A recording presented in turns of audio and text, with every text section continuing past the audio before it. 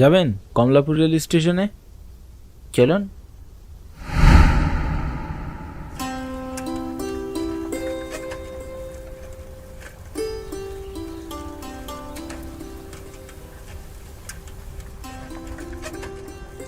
আমি রেল স্টেশনে যাচ্ছি, টিকিট পেলে আজ তোমার সাথে দেখা হবে, মাকে জানিয়ে দিও। ঠিক আছে, সাবধানে আসেন। আমি আমার স্ত্রীর সাথে কথা বলে তাকে জানিয়ে দিলাম আজকের ট্রেনে চড়ে আমি বাড়ি যাচ্ছি। কিছু সময় পর রিক্সাওয়ালা দাদা আমাকে রেল স্টেশনে নামিয়ে দিল।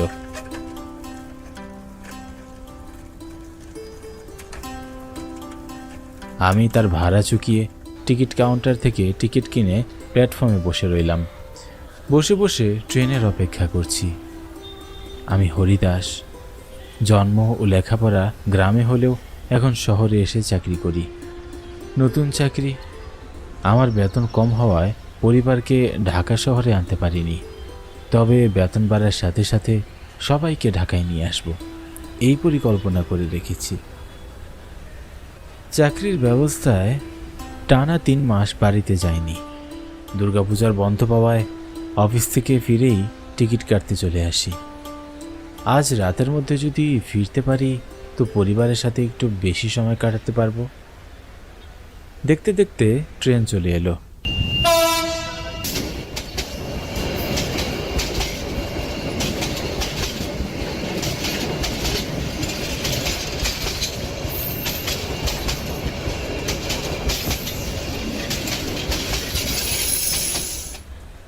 আমি ট্রেনে উঠে পড়ি।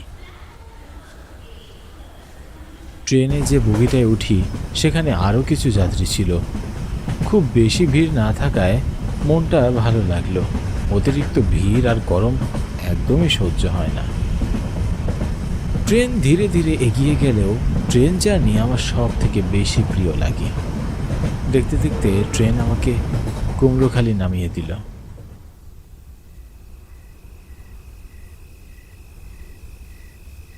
ট্রেন থেকে নেমে রাস্তায় কিছুক্ষণ দাঁড়িয়ে রইলাম। এখন আনুমানিক রাত 11টা বাজে। আমি রাস্তায় কোনো গাড়ি পেলাম না, তাই বাধ্য হয়ে হাঁটতে লাগলাম।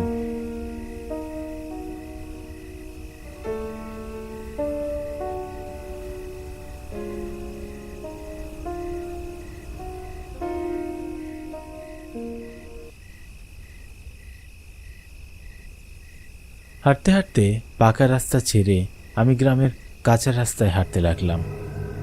শহরে এখনও ব্যস্ত রাস্তাঘাট, জ্যামে বসে আছে মানুষ ঘন্টার পর ঘন্টা, অথচ একই সময়ে গ্রামের পরিবেশ কত নীরব নিস্তব্ধ। অনেকদিন পর ঝিঝি পোকাদের ডাক শুনতেও খুব ভালো লাগছে। এখান থেকে আমার বাড়ি যেতে 1 ঘন্টা সময় লাগবে।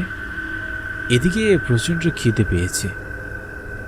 ট্রেনে ভেবেছি একেবারে বাড়ি গিয়েই খাবো, কিন্তু এখন তো খিদের কারণে ঠিকমতো আর হাঁটতেও পারছি না। সেই দুপুরবেলা ডিম ভাজি দিয়ে ভাত খেয়েছিলাম, আর এখন বাজে রাত 11টা। খিদে লাগাটা অস্বাভাবিক কিছু নয়। আশেপাশে যদি কোনো দোকান অথবা হোটেল খোলা থাকতো। নিজের কথায় নিজেই হেসে উঠলাম। যেখানে কোনো যানবাহনই পাওয়া যাচ্ছে না সেখানে কিভাবে কোনো দোকান বা হোটেল পাওয়া যাবে? কথাটা ভাবতে ভাবতেই হঠাৎ রাস্তার পাশে আলো দেখতে পাই। আলোটা লক্ষ্য করে আমি সামনে এগোতে ধরি। কিছু দূর যেয়ে দেখতে পাই একটা হোটেল খোলা আছে। দোকানে কাস্টমারগুলো খাবার খেতে ব্যস্ত। এই নির্জন জায়গায় হোটেল, তাও এত রাতে খোলা আছে। যাই হোক, এত কিছু জেনে আমার কোনো কাজ নেই। ক্ষুধা নিবারণের জন্য কিছু খাবার পেলেই হলো। আমি সামনে এগিয়ে যাই। তখনই একটা ছোট ছেলে দৌড়ে আসে আমার সামনে। ছেলেটার বয়স 7 কি 8 হবে। এসেই হাঁপাতে হাঁপাতে বলতে থাকে, আঙ্কেল আঙ্কেল, ওই হোটেলে যাবেন না। কেন কেন যাব না? আমার তো খুবই খিদে পেয়েছে। ওই হোটেলে গেলে বিপদ হবে, খবরদার হোটেলের আশেপাশেও যাবেন না। হরি অবাক হয়ে ছেলেটির কথা শুনছে। এত রাতে এই ছেলে কোথা থেকে এলো রে বাবা? আর হোটেলে যেতে বারণই বা করছে কেন? আমি ছেলেটাকে কিছু প্রশ্ন করতে যাব, ঠিক তখনই হোটেলের ভিতর থেকে কেউ একজন কর্কশ কণ্ঠে বলে উঠল, ও হে ছোকরা, আমার কাস্টমার বিদায় করছিস? তোকে যদি আমি মাছ ভাজার গরম খুন্তি দিয়ে মুখ পুড়িয়ে না দিয়েছি, আমার নাম হরণ ব্যবসায়ী না। লোকটার কথায় ছোট ছেলেটির পিছনে তাকাই। একজন ব্যবসায়ী লোক ছেলেটির দিকে রাগী দৃষ্টিতে তাকিয়ে আছে। লোকটির কথা শোনা মাত্রই ছেলেটি দৌড়ে পালিয়ে যায়। তারপর লোকটি আমার কাছে হাসি মুখে এগিয়ে আসে। আসেন বাবু, আমার হোটেলে খেয়ে যাবেন। দেখে মনে হচ্ছে অনেক দূর থেকে এসেছেন। জি দাদা, ঢাকা থেকে এসেছি। সারা রাস্তায় কিছুই খাওয়া হয়নি, তাই মনে মনে একটা দোকান কিংবা হোটেল খুঁজছিলাম। রাস্তায় কোনো যানবাহনও নেই, আমার বাড়ি পর্যন্ত আমাকে হেঁটে যেতে হবে, কিন্তু খিদে লাগায় হাঁটার শক্তিটুকু পাচ্ছি না। কোনো চিন্তা নেই, আপনাদের মতো অসহায় মানুষদের জন্যই কুমড়োখালির এই ভাতের হোটেল খোলা থাকে। বড় উপকার করলেন দাদা। চলুন হোটেলে গিয়ে বসে পড়েন। হোটেল মালিক হরণ দাদার সাথে কথা বলতে ভালো লাগলো। আমি দোকানের ভিতরে গিয়ে বেঞ্চে বসে পড়লাম। হরণ দাদা আমার দিকে দাঁড়িয়ে আমার দিকে কিছুক্ষণ তাকিয়ে রইল। এবার বলুন, কি খেতে চান? যা খেতে চান সবই আমার হোটেলে পাবেন। যা আছে তাই নিয়ে আসুন দাদা, আমার প্রচণ্ড খিদে পেয়েছে। তাহলে আমার হোটেলের সবথেকে বিশেষ খাবারটি খেয়ে দেখুন। আর ঠিক আছে নিয়ে আসুন। খাবার দেখে আমার মনটা খুবই খুশি হয়ে গেল। ধোয়া ওঠা গরম গরম ভাত আর মাংস। কিসের মাংস তা বুঝতে পারছি না, কিন্তু এত বুঝেও কোনো কাজ নেই আমার। খাবারগুলো আমার কাছে অনেক সুস্বাদু মনে হচ্ছে। আমি দোকানের মালিকের দিকে তাকাতেই চমকে উঠি। তার সাথে একটা মহিলা দাঁড়িয়ে। আমাকে অবাক হতে দেখে হরণ কাকা বলে, হ্যাঁ, আমার স্ত্রী কল্যাণী। আমরা দুজন এই হোটেল চালাই। রাতের বেলা আমরা এখানেই থাকি। ও আচ্ছা, বেশ ভালো। তুমি খাও বাচ্চা, খাওয়ার সামনে রেখে এত বেশি দেরি করতে হয় না। কেন জানি না হরণ দাদা আর তার বউয়ের চাহনি থেকে আমার খেতে ইচ্ছা করছিল না। খিদেটাও হঠাৎ কমে গিয়েছে। তাদের চোখগুলো যেন জল জল করছে। হঠাৎ খাবারগুলোর দিকে তাকাতেই আমি চমকে উঠি। সব খাবারগুলো লাল রক্তে ডুবে আছে। এ কি, এই খাবারগুলো রক্তের মধ্যে ডুবে আছে কেন? এখনই তো খাবারগুলো ভালো ছিল। আমি হরণ দাদা এবং তার বউয়ের দিকে তাকালাম। তারা খুবই ভয়ঙ্কর দৃষ্টিতে তাকিয়ে আছে। খাবার সামনে নিয়ে কেউ এতক্ষণ বসে থাকে নাকি? দিলি তো সব নষ্ট করে। এখন এই খাবারের মূল্য তোকে দিতেই হবে। আমি হরণ দাদার রাগী কণ্ঠ শুনে অনেক ভয় পেয়ে গেলাম। এই লোক এতক্ষণ কি মিষ্টি সুরে আমার সাথে কথা বলল, আর এখন খুবই কর্কশ শোনাচ্ছে তার কণ্ঠ। আমি খাবারের মূল্য যা আছে দিয়ে যাব, কিন্তু আমি এটা বুঝতে পারছি না এই খাবারগুলো রক্তে ডুবে আছে কেন। আমার কথা শুনে হরণ দাদার বউ কল্যাণী, ব্যাপারটা আমার কাছে মোটেও সুবিধার মনে হচ্ছে না। রক্তে ডুবানো খাবার আর হরণ দাদা ও তার বউয়ের আচরণ আমার কাছে খুবই অস্বাভাবিক লাগছে। বুকের ভেতরটা কেমন লাফিয়ে উঠছে। বারবার মনে হচ্ছে এখান থেকে দৌড়ে পালানোই ভালো হবে, কিন্তু স্বামী স্ত্রী দুজনে যেভাবে দাঁড়িয়ে আছে, পালানোর তো কোনো রাস্তা নেই। এদের হাত থেকে নিস্তার নেই আমার। দেখুন দাদা, আমার খুবই খারাপ লাগছে। আমি খাবার খেতে পারবো না। আমি বরং বাড়ির পথে রওনা দিই। বাড়িতে আমার পরিবার আমার জন্য অপেক্ষা করে আছে। কুমড়োখালির ভাতের হোটেলে যে একবার আসে এসে আর ফিরে যেতে পারে না। তুইও যেতে পারবি না। তোর পরিবার তোর লাশও খুঁজে পাবে না, কারণ তোকে এক্ষুনি কেটে টুকরো টুকরো করে রান্না করে আমি হোটেলের মেনু তৈরি করব। হোটেল মালিকের কথায় আমার সারা শরীর হিম হয়ে যায়। মনে হচ্ছে এখনই যেন আমি জ্ঞান হারিয়ে পড়ে যাব। এই দুজন স্বামী স্ত্রী, ওরা কেউই মানুষ না। একজন মানুষের পক্ষে কিছুতেই এ ধরনের কথা বলা সম্ভব নয়। দেখতে দেখতে স্বামী স্ত্রী দুজনেই ভয়ঙ্কর রূপ ধারণ করল। কি বিভৎস দেখাচ্ছে তাদের। সারা শরীরের রক্ত, কাটা কাটা দাগ, আর চোখগুলো আগুনের লাভার মতো জ্বলজ্বল করছিল। একটা ভূতের হোটেলে চলে এসেছি এটা ভেবেই আমার হৃৎপিণ্ড কেঁপে উঠছে। তারা আমার দিকে এগিয়ে আসছে। আমি কি করব কিছুই বুঝে উঠতে পারছি না। এদের পাতানো ফাঁদে আমি পা দিয়ে ফেলেছি। এর থেকে বের হওয়ার কোনো উপায় নেই। আশেপাশে কোনো ঘরবাড়ি বা কোনো লোকজনও নেই। আমি চিৎকার করার বৃথা চেষ্টা করলাম। স্বামী স্ত্রী দুজনে আমার দিকে এগিয়ে আসছে। আমি মৃত্যুর জন্য মনে মনে প্রস্তুত হয়ে নিচ্ছি। কাল সকালের সূর্য আমি আর কখনো দেখতে পাবো না। এসেছিলাম পরিবারের সাথে সময় কাটাতে, কিন্তু আজ এই অশরীরগুলোর হাতে আমার প্রাণ হারাতে হবে। হঠাৎ পিছন থেকে একটা ছোট কণ্ঠ বলে উঠল, ও অরুণ দাদু, ছেড়ে দাও লোকটাকে। তোমরা এত খারাপ কেন গো? ছেলেটার কথায় অশরীর দুটো পিছনের দিকে তাকায়। তবে রে, তুই আবার এসেছিস, আজ তোকে দেখাবো মজা। আমি ভয়ার্ত দৃষ্টিতে তাকিয়ে আছি। অশরীরীগুলো সেই ছোট ছেলেটার পিছু পিছু দৌড়াতে থাকে।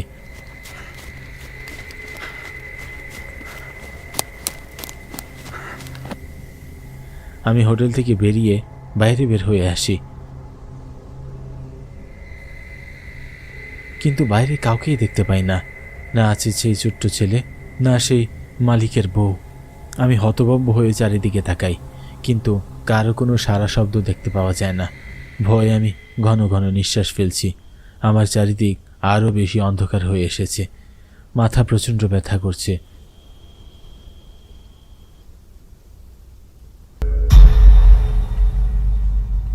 চোখের সামনে থেকে কুমড়োখালির রাতের হোটেলটা হঠাৎ উধাও হয়ে গেছে। প্রচণ্ড ভয়ে আমি জ্ঞান হারিয়ে ফেলি। তারপর কিছুই মনে নেই আমার।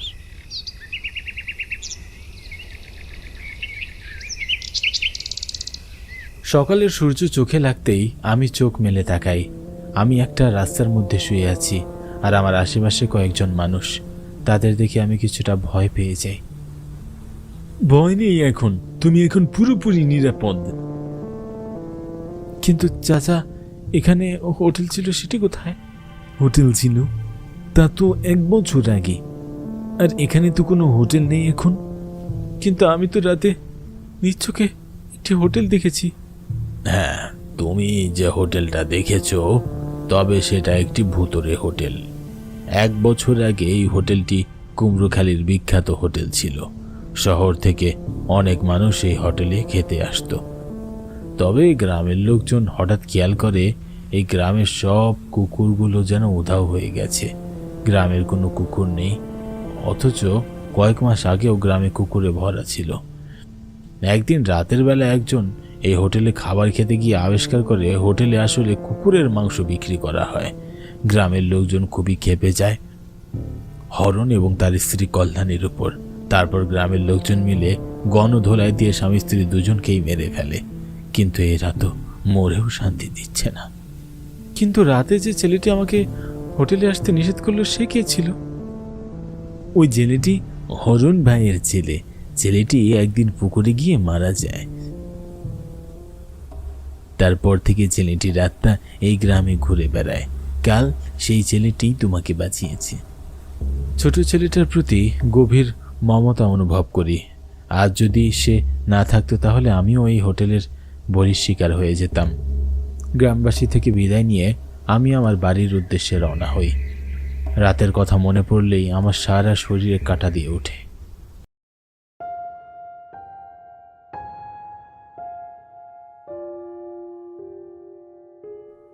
আমি অমিত। কলেজে পড়াশোনার সুবাদে শহরে থাকি। বেড়ে উঠেছি চণ্ডীপুর গ্রামে। ছুটি পেলেই নারীর টানে চলে আসি গ্রামে। এবার আমি একা যাচ্ছি না, আমার সাথে যাচ্ছে আমার বন্ধু রাতুল। রাতুল বড় হয়েছে ইটকাঠ পাথরে ঘেরা শহরে। কখনো গ্রাম দেখেনি সে শুধু বইতেই পড়েছে শহর থেকে গ্রাম অনেক সুন্দর। ওখানে নদী আছে, মাঠ আছে, ছোট ছোট ঘর আছে, বাগান আছে, আর কত কি। গ্রামে মেলা হয়, মেলায় অনেক কিছু থাকে। নাগরদোলা, পুতুল নাচ, সার্কাস দল, জাদু খেলা, আরো কত কি। মেলায় অনেক মানুষ আসে। কেউ বিভিন্ন জিনিস কেনাকাটা করে, কেউ আসে কেবলমাত্র ঘোরাফেরা করতে। এই মেলা এত বড় হয় যে ঘুরতে ঘুরতে পা ব্যথা হয়ে যাবে, তাও শেষ হবে না। আমাদের চণ্ডীপুর গ্রামে প্রতি বছর বড় মেলা বসে। বাড়ি থেকে মা ফোন করে জানালো এবারও মেলা বসেছে 3 দিনের জন্য। কলেজ তো ছুটি, তাই ভাবলাম বাড়ি থেকে ঘুরে আসি, সাথে মেলাটাও দেখা হয়ে যাবে।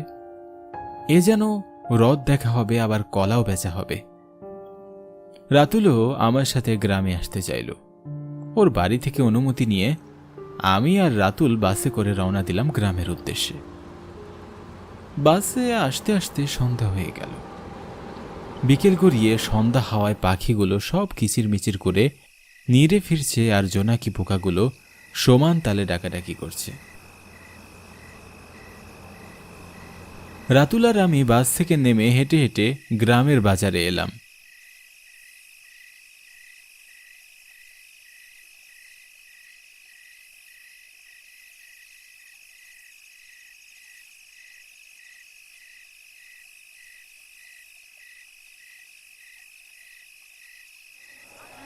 এসে দেখি মেলা বেশ জমে উঠেছে, জমজমাট চারিদিক। ছেলে মেয়ে, যুবক যুবতী, বৃদ্ধ বৃদ্ধা সহ সব বয়সের মানুষের বিচিত্র সমাবেশ এখানে। সবার মুখে হাসি। মেলায় ঘুরতে ঘুরতে অনেক রাত হয়ে গেল। রাত প্রায় 11টা বাজে। মেলা থেকে বের হয়ে আমরা বাজারে রামু কাকার চায়ের দোকানে বসে কিছুক্ষণ আড্ডা দিলাম। গ্রামে আসলে রামু কাকার হাতের চা না খেলে যেন বাকি থেকে যায় কিছু একটা। কাকার হাতের যে চা একবার খাবে সে বারবার ফিরে আসবে এই গ্রামে শুধু চা খেতে। কাকার সাথে অনেক দিন পর দেখা হয়ে অনেক ভালো লাগলো। সত্যি নিজ চোখে না দেখলে তো বুঝতেই পারতাম না কি অসাধারণ গ্রামের পরিবেশ। মানুষগুলো এতটা আন্তরিক হয়, মনে যাচ্ছে শহর ছেড়ে মাওয়াকে নিয়ে গ্রামেই চলে আসি। অমিত, তোদের বাড়িটা কতদূর? বাজার থেকে আমাদের বাড়ি প্রায় 70 কিলোমিটার হবে। একদম অজবারাগা, তাই তো কোনো গাড়ি ঘোড়া ঠিক মতো পাওয়া যায় না। বেশিরভাগ সময় পায়ে হেঁটেই বাড়ি ফিরতে হয়। চায়ের দোকান থেকে বেরিয়ে আমরা 3 রাস্তার মোড়ে এসে বাড়ি ফেরার জন্য অপেক্ষা করছি। অনেকক্ষণ দাঁড়িয়ে রইলাম, কিন্তু রাত অনেক হওয়ায় কোনো ভ্যান বা অটোর দেখা পেলাম না। কি আর করার, তাই কোনো উপায় না পেয়ে 2 বন্ধু মিলে বাড়ির দিকে হাঁটা শুরু করলাম।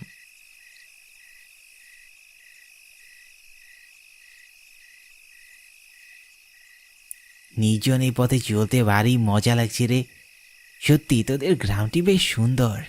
প্রথমবারের মতো গ্রাম দেখছি। গ্রামের এই শীতল হাওয়া যেন মন ও শরীর দুটোকেই সতেজ করে তুলছে।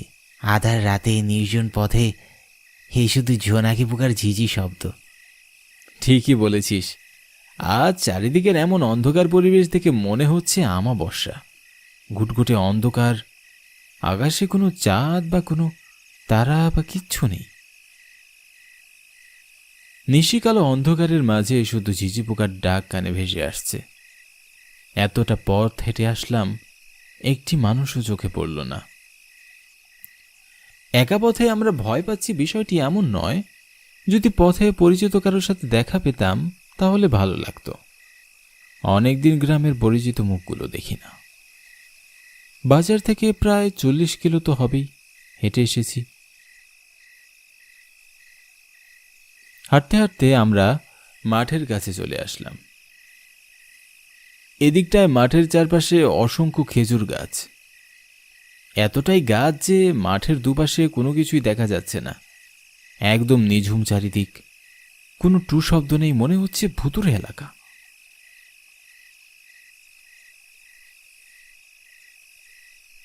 মাঠে কিছু দূর পথ এগোতেই কানে ভেসে আসলো একটা মেয়ের কান্নার আওয়াজ। কান্নার শব্দ শুনে আমরা পথে থমকে দাঁড়ালাম। চারপাশে তো শুধু খেজুর গাছ, আশেপাশে কোনো ঘর বাড়ি বা কোনো মানুষজন নেই। কান্নার শব্দটি স্পষ্টই বোঝা যাচ্ছে, তবে কাঁদছে কে? ভূত, ভূত। ওসব ভূত টুত বলে কিছুই নেই রে, তোর মনের ভুল হবে। আর ভয় পাস না, তুই একা না, আমি তোর সাথে আছি না। আমার কথায় রাতুল কিছুটা সাহস পেল। আবার একটু সামনে এগোতেই এরকমই কান্নার শব্দ। এবার বেশ জোরে জোরে গাচ্ছে মেয়েটা। হঠাৎই মাঠের বাঁ দিক চোখে পড়তেই দেখি খেজুর গাছের আড়ালে একটা মেয়ে বসে কাঁদছে। তাহলে কি এই মেয়েটাই বসে বসে কাঁদছে? হ্যাঁ, কান্নার আওয়াজ তো এদিক থেকেই পাচ্ছি। চল কাছে গিয়ে দেখি মেয়েটার কি হয়েছে। আমি আর রাতুল মেয়েটির কাছে গেলাম। কাছে গিয়ে দেখলাম মেয়েটি কাঁদছে। তাহলে এই সেই মেয়ে যে এতক্ষণ কাঁদছে। মেয়েটির কাছে গিয়ে জিজ্ঞাসা করলাম, এত রাতে এখানে কি করছো? কি হয়েছে তোমার? আর কাঁদছো কি জন্য? মেয়েটি কাঁদতে কাঁদতে উত্তর দিল, আমি একা নই, আমার সাথে আমার স্বামী রয়েছে। তোমার সাথে তো কাউকেই দেখতে পাচ্ছি না। তোমাকে কেউ একা রেখে চলে গেছে? না না, আমাকে একা ফেলে পালায়নি। আমরাও এই পথ দিয়ে যাচ্ছিলাম। এই পথে তো আমরা এতক্ষণ কারোই দেখা পেলাম না। তোমরা কখন এ পথ দিয়ে এলে? আমরা সন্ধ্যার দিকে এ পথ দিয়ে বাইকে করে যাচ্ছিলাম। যেতে যেতে অ্যাক্সিডেন্ট করি। অ্যাক্সিডেন্ট? কোনো কিছু হয়নি তো আপনাদের? না, আমার তেমন কিছু হয়নি। তবে আমার স্বামী আর নেই, সে মারা গেছে। সামনেই তার লাশ পড়ে আছে। আমার সাথে আসুন, আমি দেখাচ্ছি। মেয়েটির সাথে করে আমি আর রাতুল হাঁটা শুরু করলাম।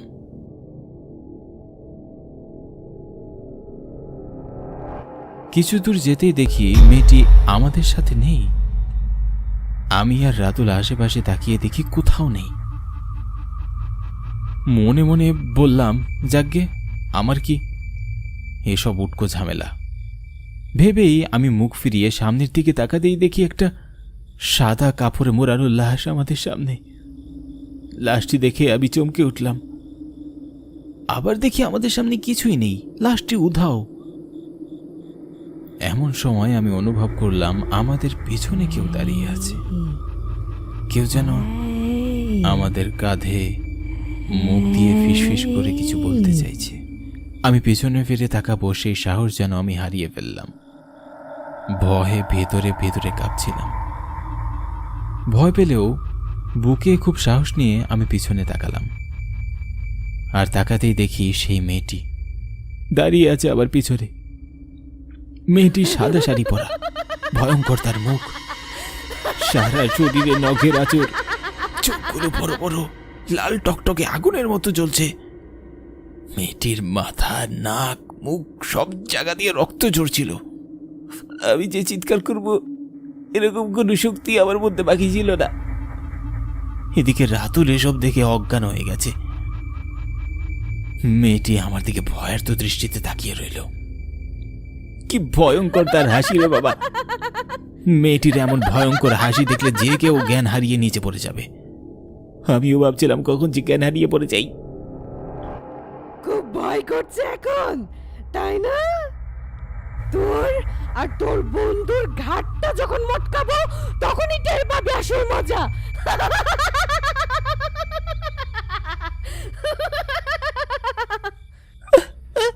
ওকে ছেড়ে দাও, আমি কিছু করিনি। আমাকে আর আমার স্বামীকে মেরে যখন পালিয়ে গেলি তখন ভয় করেনি? এখন তো তোদের মেরে লাশ শ্মশানে নিয়ে যাব, তবেই আমার আত্মা শান্তি পাবে। আমাদের ক্ষমা করো, আমরা তো তোমার কিছু করিনি। তুমি তো দেখলে আমরা এই পথে হেঁটে আসছিলাম, কোনো গাড়ি ছিল না আমাদের সাথে। হয়তো অন্য কোনো গাড়ির তোমাদের অ্যাক্সিডেন্ট হয়েছিল। হ্যাঁ হ্যাঁ, আমরা সাবধানে গাড়ি চালাচ্ছিলাম। পেছন থেকে একটা অটো এসে ধাক্কা দিয়ে পালিয়ে গেল। ব্রেক করেও শেষ রক্ষা হলো না আমাদের। বাইক থেকে পড়ে গাছের সাথে বাড়ি খেলাম। রক্তে আমাদের গা ভেসে যাচ্ছিল। অনেকেই যাচ্ছিল তখন এই পথ দিয়ে, কিন্তু কেউই এলো না পুলিশের কেস বলে। কেউই লাস্টের শেষ কাজটি অন্তত করলো না। এখানেই পড়ে রইলাম আমরা। এরপর থেকে আমাদের আত্মা এখানেই ঘুরে ফিরে বেড়ায়। সৎকার না করায় আত্মা মুক্তি পেল না। আমার বন্ধু খুব ভয় পেয়েছে। আমি কালই তোমাদের নামে মন্দিরে পূজা দিয়ে আসবো। দয়া করে আমাদের ছেড়ে দাও। ঠিক আছে, তবে যা, মনে রাখিস বিপদে পড়লে এগিয়ে আসবি, মানুষকে সাহায্য করবি। কথাটি বলেই মেয়েটি যেন কোথায় মিলিয়ে গেল। সেদিনের মতো আমি আর রাতুল প্রাণে বেঁচে বাড়ি ফিরলাম। আর কোনো দিন এই পথে গিয়ে মেয়েটির সাথে দেখা হয়নি। কখনোই ভুলব না চণ্ডীপুর মেলার কথা।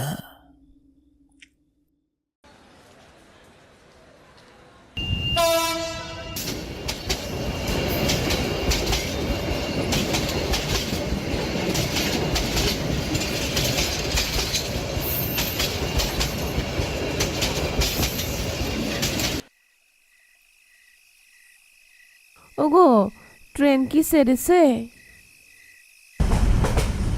হ্যাঁ, এই তো এই আধ ঘন্টা হলো ট্রেনটা ছাড়লো কলকাতার স্টেশন থেকে। বাড়ি ভর্তি লোকজন, সবাই এসে জিজ্ঞাসা করছে জামাই কখন আসবে। ট্রেন যে গতিতে চলছে তাতে মনে হচ্ছে তাড়াতাড়ি পৌঁছে যাব। কতদিন পর যে ট্রেনে উঠলাম। আমিও তাই বললাম, এই তো আজ রাতেই বাড়ি পৌঁছে যাবে। আচ্ছা শুনো, অপরিচিত কারোর সাথে বেশি কথা বলবে না। আর অপরিচিত কেউ কিছু খেতে দিলে খাবে না কিন্তু। যে দিনকাল পড়েছে, আজকাল কাউকে বিশ্বাস করা যায় না। আচ্ছা বাবা, আচ্ছা। ওগো, তুমি তো অনেক দিন বাইরে ছিলে। এই 10 বছরে এই গ্রামের অনেক পরিবর্তন হয়েছে। তুমি কি পথ চিনে আসতে পারবে? তোমাদের বাড়ি আসার রাস্তাটা কি আগের মতোই আছে? হ্যাঁ, আগের মতন আছে, তবে তবে মানে ওদিক দিয়ে সাবধানে এসো। ভুল করে যেন বাজারের দিকের রাস্তায় চলে যেও না, ওদিকটা ঠিক নিরাপদ নয়। হ্যাঁ হ্যাঁ, ঠিক আছে। আমি ছোট বাচ্চা নই, সারাক্ষণ যে আমার জন্য চিন্তা করতে হবে। আর এত কল দিলে তো মোবাইলের চার্জ শেষ হয়ে যাবে। তা অবশ্য ঠিক। চার্জ শেষ হয়ে গেলে ফোন করলে কিন্তু আর পাবে না, তখন তো আরো বেশি চিন্তা করবে। আমি বাদে অন্য কেউ আছে কি যে সারাক্ষণ তোমাকে নিয়ে চিন্তা করবে? সেটাই। আচ্ছা, এখন রাখি, বাকি কথা বাসায় গিয়ে হবে।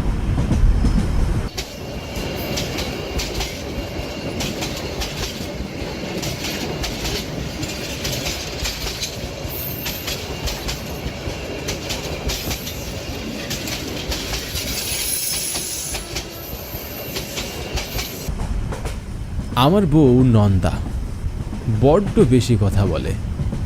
এক কথায় যাকে বলে বাচাল। মনের দিক থেকে বেশ ভালোই মেয়েটি। আমি রমেশ, সংসারে সচ্ছলতা আনতে কাজের সন্ধানে গ্রামের মাতাব্বরের কাছ থেকে মোটা অঙ্কের টাকা নিয়ে দেশ ছেড়েছি। এই বছর 10 হবে বিদেশে থাকি। বাড়িতে আছে মা, বাবা, বউ আর মেয়ে। প্রথম গিয়ে কোনো কাজে মন বসাতে পারতাম না, বাড়ির কথা বেশি মনে পড়তো। এভাবে বেশ কিছুদিন কাটার পর পেটের তাগিদে আস্তে আস্তে বিদেশের পরিবেশে নিজেকে মানিয়ে নিলাম। কষ্ট করে যা রোজগার করতাম আর আমার থাকা খাওয়ার খরচ বাদে বাকি টাকা দেশে পাঠিয়ে দিতাম। আজ 10 বছর পরে দেশে আসলাম, ছোট শালার বিয়ে উপলক্ষে। শ্বশুর মশাইয়ের কথা ফেলতে পারলাম না, আর মেয়েটাকেও অনেক দিন দেখছি না। বাবা মার বয়সও বেড়েছে, সবসময় দেশে আসার সুযোগ হয় না। ছুটি পাই তো হাতে টাকা থাকে না, আবার হাতে টাকা থাকে তখন আবার ছুটি পাই না। এবার সব কিছু মিলে গেল, তাই দেশে আসার সুযোগ মিস করলাম না। কোম্পানি থেকে 3 মাসের ছুটি নিয়ে দেশে আসলাম। পরশু ছোট শালার বিয়ে, তাই ট্রেন থেকে নেমে শ্বশুর বাড়ি যাব। দেশের মাটিতে পা রেখে প্রাণটা জুড়িয়ে গেল। মনে অনেক শান্তি অনুভব করছিলাম। তবে অনেক পরিবর্তন হয়েছে দেশের। দেখতে দেখতে বীরভূম স্টেশনে পৌঁছে গেলাম।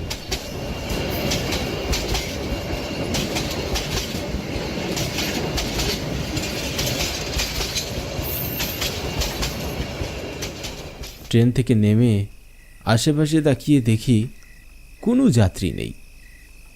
পুরোটা স্টেশন জুড়ে আমি একা দাঁড়িয়ে।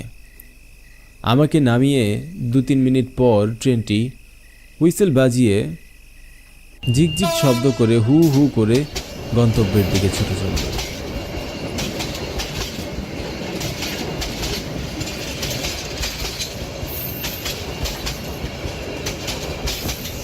স্টেশনটি মুহূর্তেই খালি হয়ে গেল। কোনো মানুষই নেই। চারপাশের পরিবেশটা একদম নিস্তব্ধ। পুরো স্টেশন জুড়ে বেশ ঘন কালো অন্ধকার বিরাজ করছে। মনে হচ্ছে এই জায়গায় কারফিউ চলছে।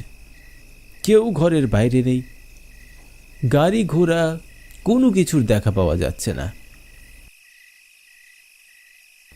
নিজের পাটাকেই কাজে লাগিয়ে হাঁটতে শুরু করলাম। ঘড়িতে এখন রাত 11টা বাজে। ভেবেছিলাম গাড়ি পেলে হয়তো 11:30টার মধ্যে পৌঁছে যাব, কিন্তু এখন তো দেখছি 12টা থেকে 12টা 30 মধ্যে, এই সময়ের মধ্যে পৌঁছাতে পারবো, তার আগে নয়। কলকাতা থেকে বীরভূম অনেক দূরের পথ। সন্ধ্যে 6টার ট্রেন ধরলে কলকাতা থেকে বীরভূম পৌঁছাতে 11টা বেজে যায়। এদিকটা কেমন যেন নিরিবিলি, নিস্তব্ধ হয়ে আছে চারপাশ। খা খা করছে পরিবেশ। আশেপাশে কোনো ঘরবাড়ি বা মানুষেরও দেখা পাওয়া যাচ্ছে না। সামনে ঘুটঘুটে অন্ধকার, আর আকাশেও কালো মেঘ জমে আছে। কোনো চাঁদ বা তারাও দেখা যাচ্ছে না। কালো অন্ধকারের মাঝে শুধু ঝিঝি পোকার ডাক কানে ভেসে আসছে। যেন গা ঝমঝম করার মতো পরিবেশ। একা পথে ভয় করছে বিষয়টি এমন নয়, তারপরও আমি সাহস নিয়ে চারপাশ দেখছি আর হাঁটছি। হাঁটতে হাঁটতে চারপাশের পরিবর্তন লক্ষ্য করলাম। বেশ কিছু নতুন নতুন ঘর বাড়ি আর দোকানপাট হয়েছে, কিন্তু রাস্তাঘাটের বেহাল দশা সেই আগের মতোই। কিছুটা রাস্তা এগোনোর পর আমি হঠাৎ থমকে দাঁড়িয়ে পড়লাম। আমার মনে হলো আমার পিছনে কেউ আছে, কেউ আমাকে অনুসরণ করছে। আমি পিছনে তাকিয়ে দেখি পিছনে তো কেউই নেই। নিজের মনের ভুল মনে করে আবার হাঁটতে শুরু করলাম। সামনেই একটা বাজার আছে। বাজারের পথ ধরেই যেতে হয় শ্বশুরবাড়ি। বাজারের শেষ মাথায় 3 রাস্তার মোড়। ঠিক মনে নেই এই 3 রাস্তার কোন রাস্তা দিয়ে শ্বশুরবাড়ি যাব। ঘুটঘুটে অন্ধকার, সামনে কিচ্ছু দেখা যাচ্ছে না। 2-একটা জোনাকির আলো দেখা যাচ্ছে। ঝিঝি পোকার শব্দ দূর থেকে কানে ভেসে আসছে। সেই বিদেশে যাওয়ার আগে একবার এসেছিলাম শ্বশুরবাড়ি, আত্মীয় স্বজনের সাথে দেখা করতে। সবার সাথে দেখা করে সেদিনই বিদায় নিয়ে চলে গিয়েছিলাম। আবার 10 বছর পর আসলাম, তাই মনে করতে পারছি না কোন রাস্তা দিয়ে যাব শ্বশুরবাড়ি। এদিকের রাস্তাটা আগের মতোই খারাপ আছে। রাস্তার চারপাশে জঙ্গল আর ঝোপঝাড়ে ভরা। এদিকটায় বেশ ভূতরে পরিবেশ। বউ বারবার বলেছিল এই রাস্তা দিয়ে না আসতে, বা আসলেও সাবধানে আসতে। রাত করে একা না আসাই ভালো। না আসতে পারলে স্টেশনে লোক পাঠাবে আমাকে আনতে। আমি না করে দিয়েছিলাম। বললাম একাই বাড়ি যেতে পারবো, কোনো অসুবিধা হবে না। রাস্তাঘাট সবই তো আমার চেনা, কিন্তু এখন কনফিউশনে পড়ে গেলাম কোন দিক দিয়ে বাড়ি যাব। অনেকক্ষণ দাঁড়িয়ে থাকার পর বাম দিকের রাস্তাটা দিয়ে হাঁটা শুরু করলাম। বেশ কিছু দূর হাঁটার পর সামনে আলো দেখতে পেলাম। দূর থেকে অনেক মানুষের কথার আওয়াজও শুনতে পাচ্ছিলাম। সামনে এগোতেই দেখলাম একটা হাট বাজার। নিত্যপণ্যের সদাইপাতিতে ভরপুর হাট বাজার। চারিদিকে মানুষ গম গম করে চলছে। হাট দেখে আমি বেশ অবাকই হলাম। রাস্তায় আসতে কোনো মানুষ দেখলাম না, কোনো কাকপক্ষী পর্যন্ত দেখলাম না, কিন্তু এখানে এদিকটায় বাজারে এত মানুষ দেখে মনে হচ্ছে যেন মানুষের হাট। এত রাতে হাট দেখে অবাক হলেও এ পথে হাটের দেখা পেয়ে ভালোই লাগলো। এত রাতে যে বাজারে দোকানপাট খোলা পাবো সেটা ভাবিনি। অনেক দিন পর শ্বশুরবাড়ি যাচ্ছি। জামাই মানুষ, খালি হাতে কি শ্বশুরবাড়ি যাওয়া যায়? এদিকে শালার বিয়ে, আরেক দিকে বাড়িতে ভরপুর মানুষ। বিদেশে থাকি, আর তাদের জন্য কিছু না নিয়ে গেলে সবাই মন্দ বলবে। সবার মন রক্ষার্থে এই হাটবাজার থেকেই সদাই নিয়ে যেতে হবে। ভাবতে ভাবতে হাটটা ঘুরে দেখি, কার দোকানে কোন জিনিসটা ভালো সেটাই দেখছি। দোকানগুলোর আলো টিমটিম করে জ্বলছে। আমি হাটের ভিতর সবজির দোকান, মাছের দোকান সহ সব দোকান দেখতে পাচ্ছি। বেশ তাজা তাজা মাছ দেখতে পাচ্ছি। মনে হচ্ছিল এখনই কেউ পুকুর থেকে মাছ ধরে এনেছে।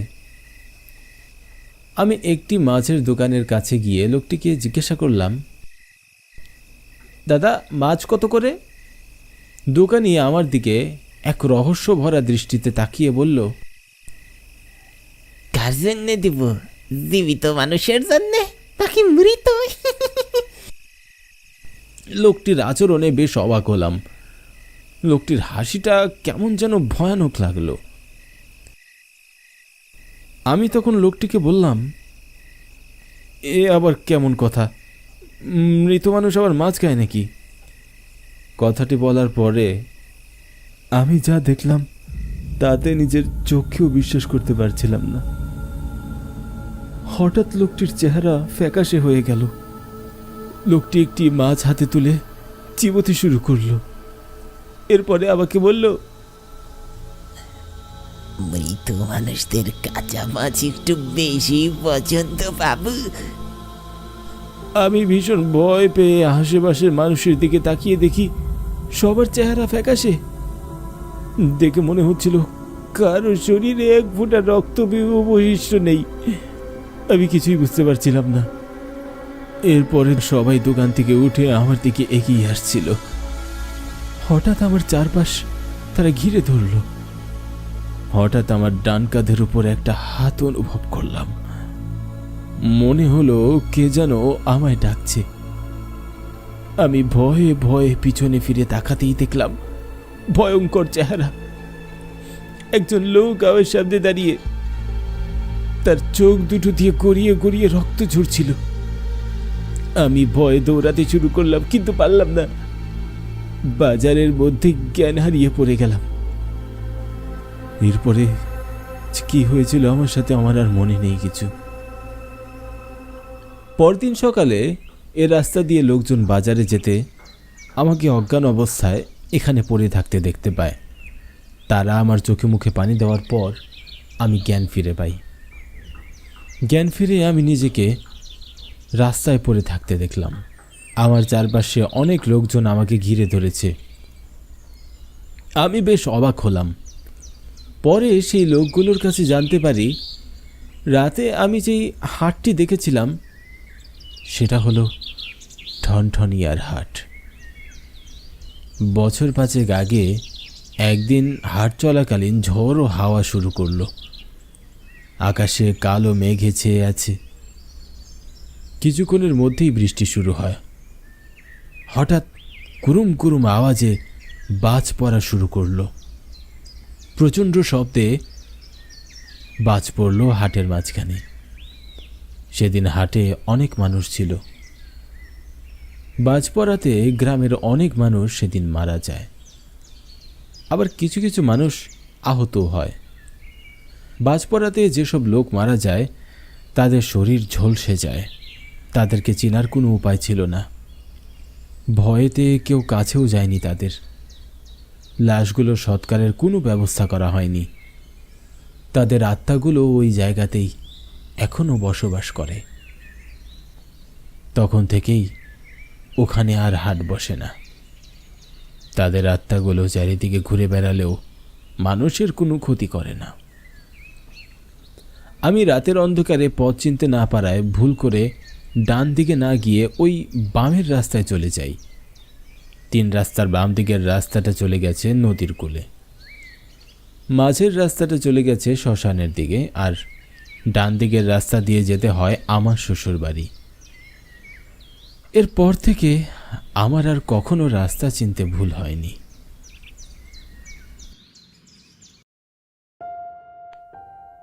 নিস্তব্ধতা ছেয়ে দিয়ে যায় গোটা শহরে, সবকিছু থেমে যায় রাতের প্রহরে। স্তব্ধতায় শুদ্ধ ঘোষণা দেয় এ রাত, জেগে ওঠে শহর আজ নির্ঘুম আবার। মনের ভাঙচুরে কবিতার আঘাত, চায় ভেঙ্গে দিতে কঠোর এ করাঘাত। ঈর্ষাকাতর প্রার্থনায় ঝুঁকে ঝুঁকে সমাজ, ক্ষয়ে ক্ষয়ে মুখ মুখোশের অন্তরাল।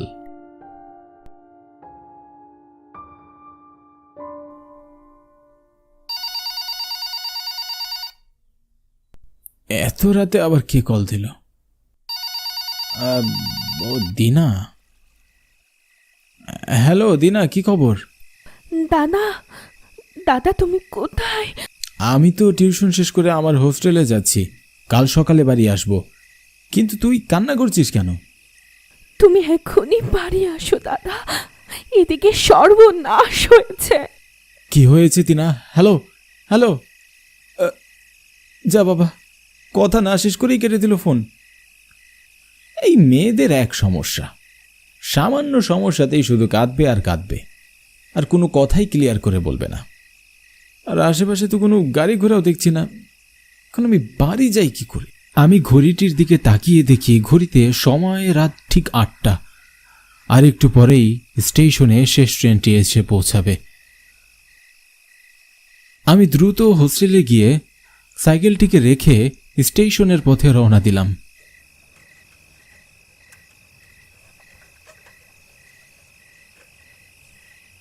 স্টেশনের খুব কাছাকাছি আসতেই স্টেশনের হর্নের আওয়াজ আমার কানে ভেসে আসলো।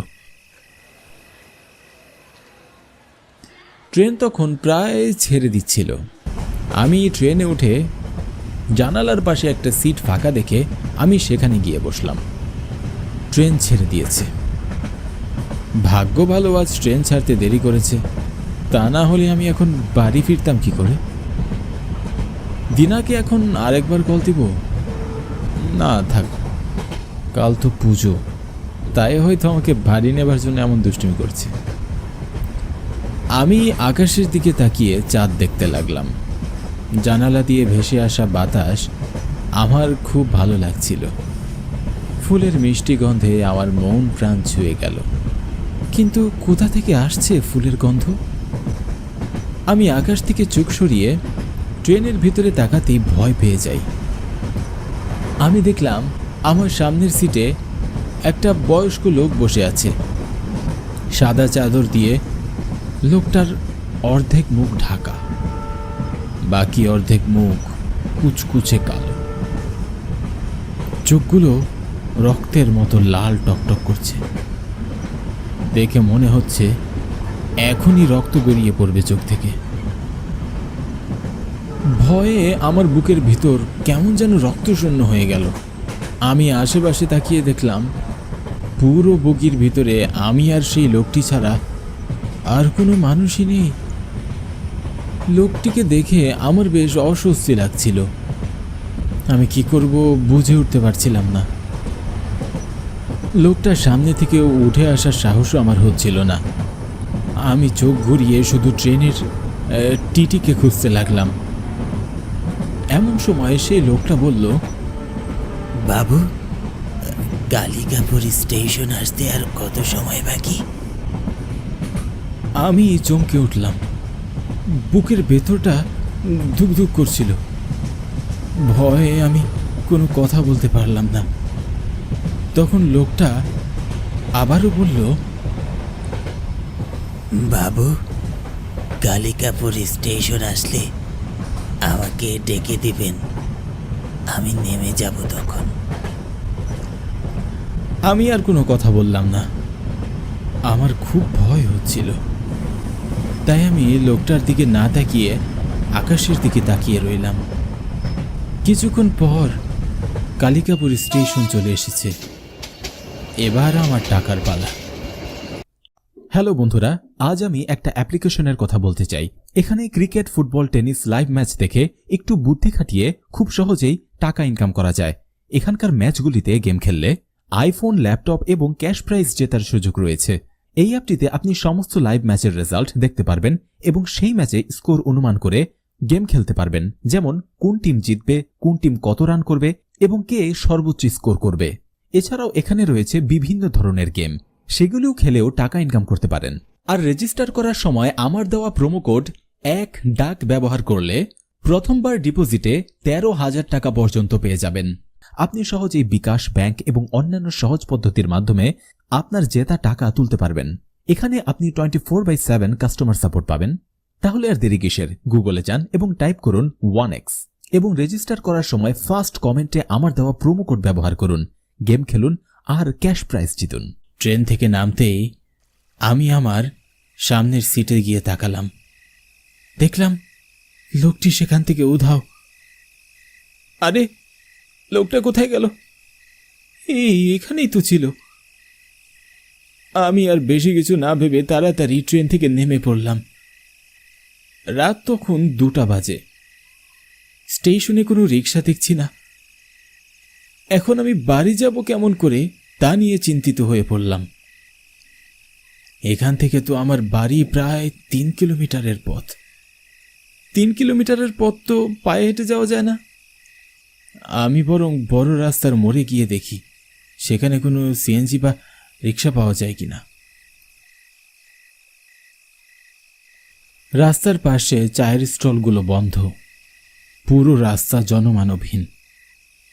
আমার কেন যেন প্রচণ্ড ভয় করতে লাগলো। মনে হচ্ছে আমার পিছনে পিছনে কেউ হাঁটছে, কিন্তু আমি যতবারই পিছনে ঘুরে তাকিয়েছি কাউকেই তো দেখতে পাইনি। আমি সেখানে অনেকক্ষণ দাঁড়িয়ে রইলাম, কিন্তু কোনো সিএনজি বা রিক্সার দেখা পেলাম না। কি, এখন আমি বাড়ি ফিরবো কেমন করে? মনের ভিতর কেমন কুডাক ডাকছে। জনমানবহীন এলাকা, এখানে এভাবে দাঁড়িয়ে থাকাও খুব একটা নিরাপদ নয়। আমি বরং স্টেশনে ফিরে যাই। আমি যখন স্টেশনে যেতে চাইলাম তখনই আমার সামনে একটা গরুর গাড়ি চলে এসে হাজির হলো। হঠাৎ গরুর গাড়িওয়ালাকে দেখে আমি চমকে যাই। ভয়ে আমার বুক ধুপ করে উঠল।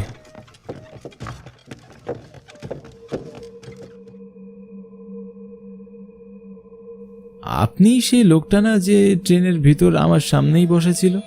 সেই লোকটি তো, তাই না? আপনি এখানে এভাবে গরুর গাড়ি নিয়ে কেমন করে এলেন?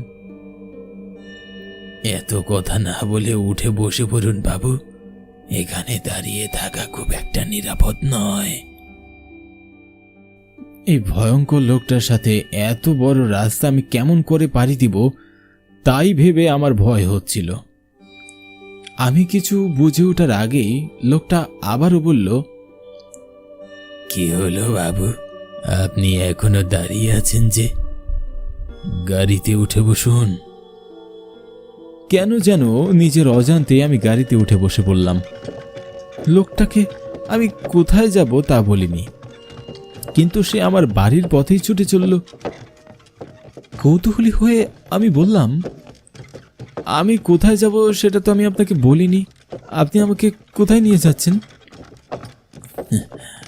আরে বাবু, এত বেশি কথা না বলে চুপচাপ বসে থাকুন, আমি আপনার বাড়ির রাস্তা চিনি বাবু।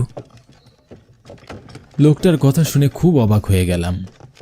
ওনাকে এর আগে তো কখনো দেখেছি বলে মনে হচ্ছে না, কিন্তু উনি আমার বাড়ির রাস্তা কি করে চিনে? রেল স্টেশন থেকে আমাদের বাড়ি যেতে হলে একটা বড় জঙ্গল পাড়ি দিতে হয়, আর সেটাই সব থেকে বড় ভয়ের কথা। এখানে ভূত, পেতনি আর ডাকাতের আনাগোনা অনেক বেশি, তাই আমাদের গ্রামের লোকজন রাতের বেলা ট্রেনে যাতায়াত করে না। হ্যাঁ, তা আমি আজ ঝামেলায় পড়ে রাতের বেলা এলাম। গরুর গাড়ি জঙ্গলে প্রবেশ করতে ভয়ে আমার বুকটা কেঁপে উঠল। কেন যেন মনের ভেতরে কুডাক ডাকছে।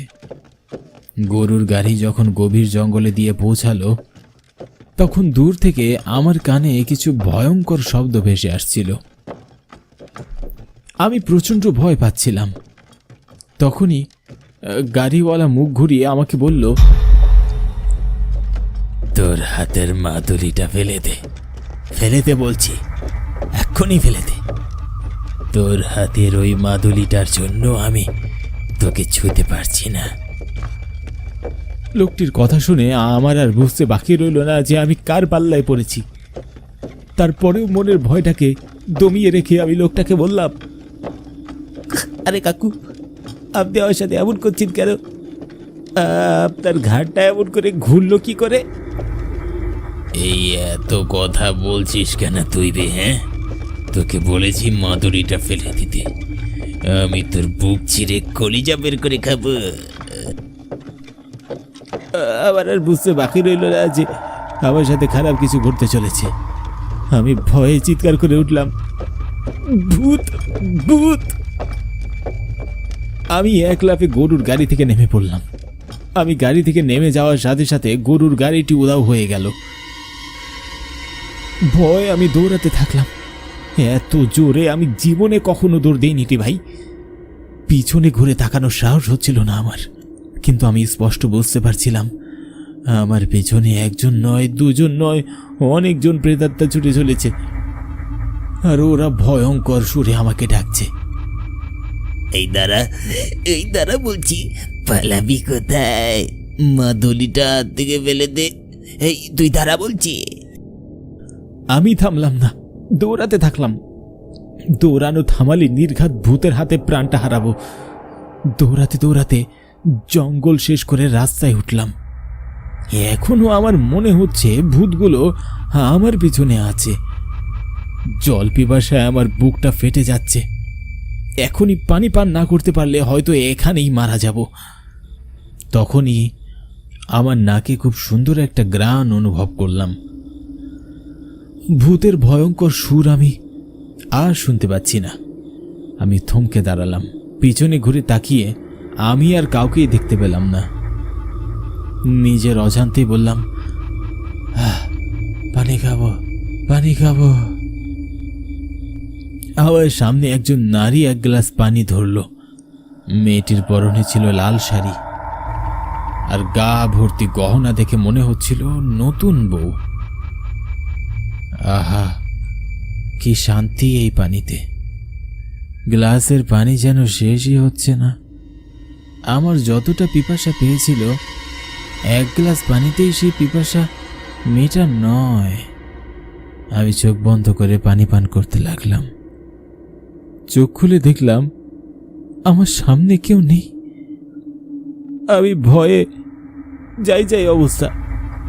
এসব কি হচ্ছে আমার সাথে? মহিলাটা কোথায় গেল?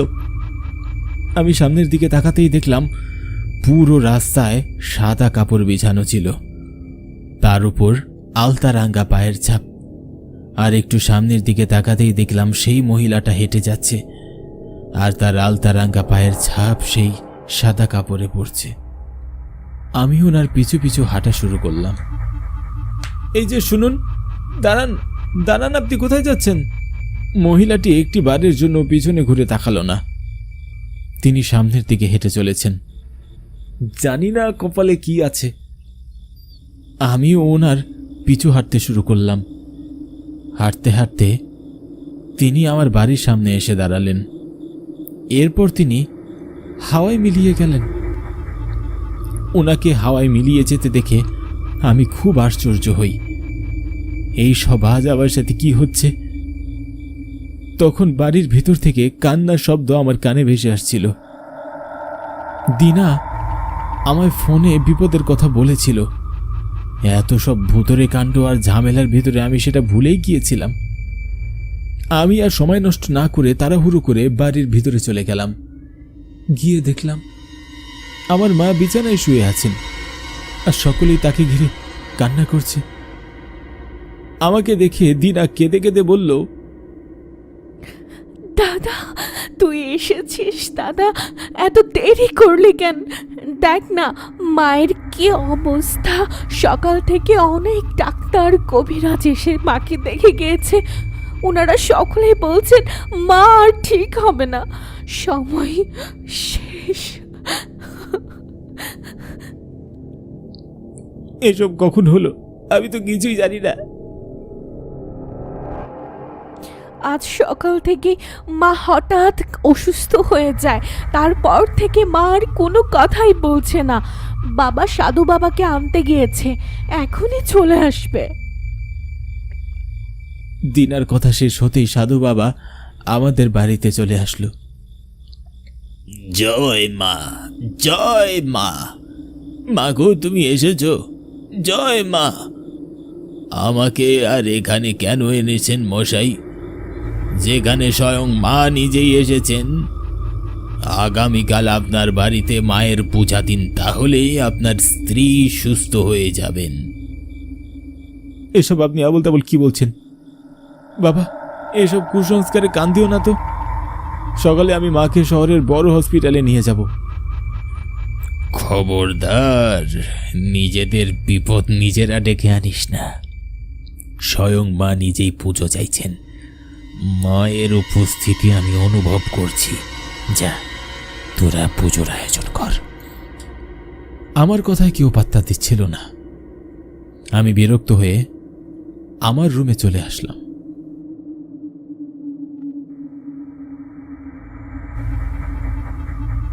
সকালের পুজোর শব্দ শুনে আমার ঘুম ভাঙল। আমি পুজোর মণ্ডপে গিয়ে দেখলাম আমার মা সম্পূর্ণ সুস্থ হয়ে গেছেন, আর আমার মা নিজেই পূজা করছেন। আমি খুব খুশি হলাম। গত রাতের সেই লাল শাড়ি পরা সেই মহিলা যে দেবী মা ছিলেন, সেটা আর আমার বুঝতে বাকি রইল না।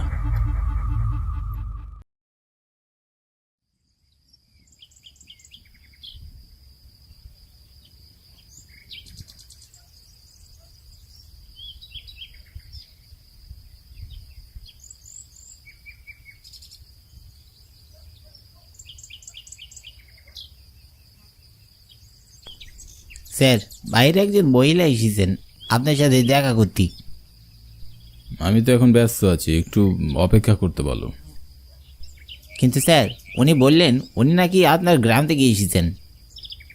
রঘুর কথাটি শুনে আমার বুকের ভেতর মোচড় দিয়ে উঠল। মনে মনে ভাবলাম, আমার গ্রাম থেকে আবার কে আসলো? আর দেরি না করে রঘুকে বললাম, আচ্ছা তুমি যাও, আমি নিজেই দেখছি কে এসেছে। রঘুকে বাহিরে পাঠিয়ে দিয়ে নিজেই বাহিরে গেলাম। বাহিরে গিয়ে দেখলাম আমার খুব পরিচিত একটি মুখ আমার সামনে বসে আছে। যদিও আগের আর এখনকার চেহারার মধ্যে অনেক পার্থক্য, তবুও কাকিমাকে চিনতে আমার এক মুহূর্তও দেরি হলো না। বাসন্তী কাকিমার বাড়ি আমাদের গ্রামেই। ছোটবেলায় ওনার কাছেই আমার হাতে খড়ি। কাকিমা আমায় দেখে চেয়ার ছেড়ে তাড়াহুড়ো করে উঠে দাঁড়ালো। দাঁড়িয়ে কেন, বসুন না। তা কাকিমা, আপনি এখানে? হ্যাঁ বাবা, তোমার সাথে আমার একটু বিশেষ প্রয়োজন ছিল। তোমার বাবা মা মারা যাবার পরে সেই যে গ্রাম ছাড়লে, আর কোনো দিন গ্রামে গেলে না। গ্রামে বাবা মা ছাড়া আমার আর কে আছে বলুন, যে তার কাছে আমি যাব? আচ্ছা বাদ দিন। তা আপনি কি যেন বলছিলেন? অনেক কষ্টে তোমার ঠিকানা জোগাড় করেছি বাবা।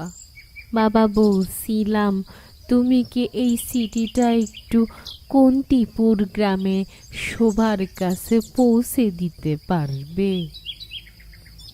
বহু বছর পর কারো মুখ থেকে এই নামটি শুনে বুকের ভিতরটা ছ্যাদ করে উঠল। পুরনো দিনের স্মৃতিগুলো চোখের সামনে ভাসতে লাগলো। হে আবার এমন কি কাজ? আপনি একদম চিন্তা করবেন না কাকিমা। এখন তো বিকেল, আর একটু পরেই হয়তো সন্ধ্যা নামবে।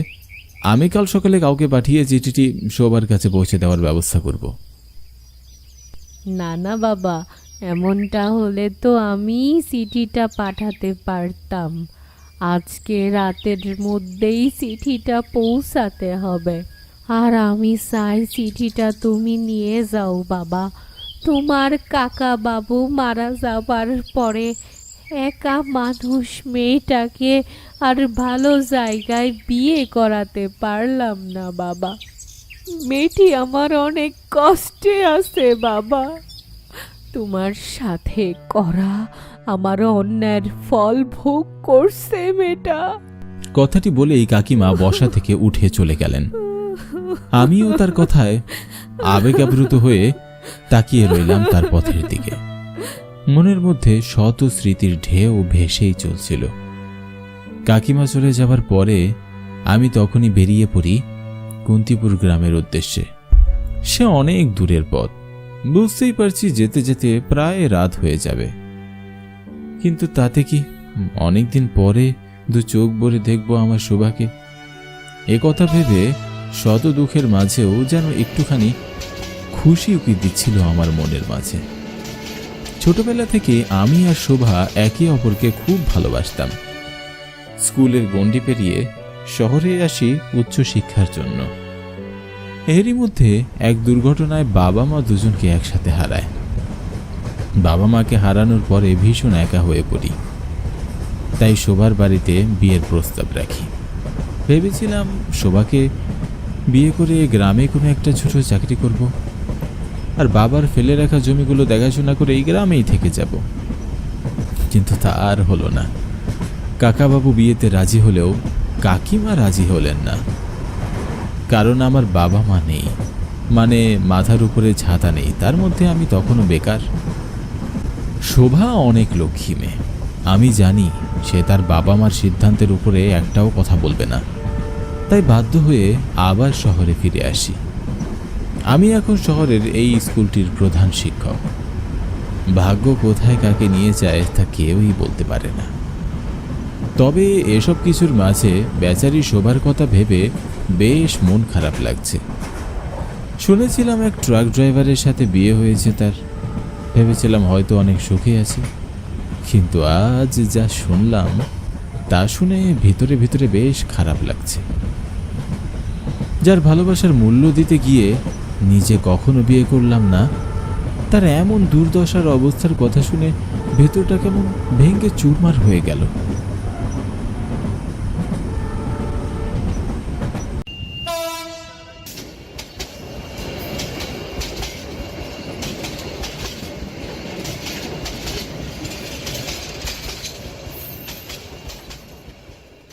ট্রেন থেকে নামলাম ঝুঝুডাঙ্গা স্টেশনে।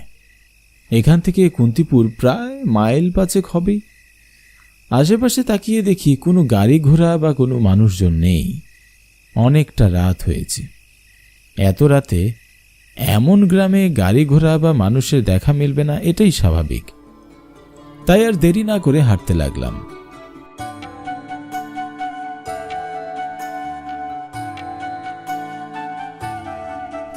কিছুটা পথ হাঁটার পরে একটা ঘুমন্ত রিক্সা চালকের দেখা মিলল। রিক্সায় বসে বসে ঘুমোচ্ছে। লোকটিকে উদ্দেশ্য করে ডাকতে লাগলাম, শুনছেন, যাবেন নাকি দাদা?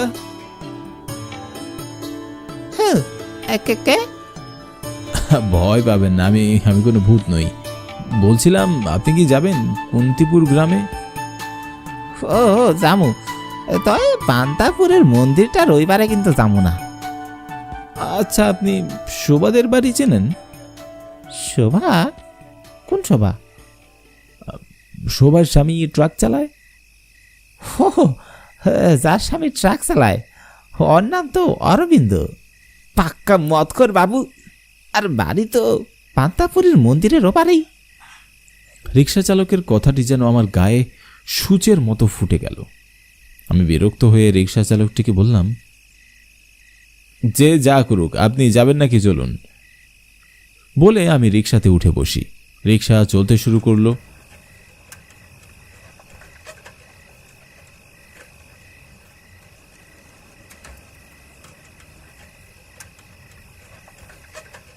রিক্সা চলতে চলতে অন্ধকারের মধ্যে মেঠো পথের রাস্তা দিয়ে চলতে শুরু করলো। রিকশাতে উঠে বসতেই হঠাৎ করে আকাশটি ঘন কালো মেঘে ছেয়ে গেল। পরিস্থিতি সুবিধার নয়, যে কোনো সময় ঝড় বৃষ্টি শুরু হতে পারে। তাই রিকশা চালককে বললাম, দাদা একটু তাড়াতাড়ি চলুন না, আকাশের অবস্থা তো খুব একটা ভালো দেখা যাচ্ছে না, যে কোনো সময় বৃষ্টি নামতে পারে। রিকশা চালক কথার কোনো উত্তর না দিয়ে রিকশা চালাতে লাগলো।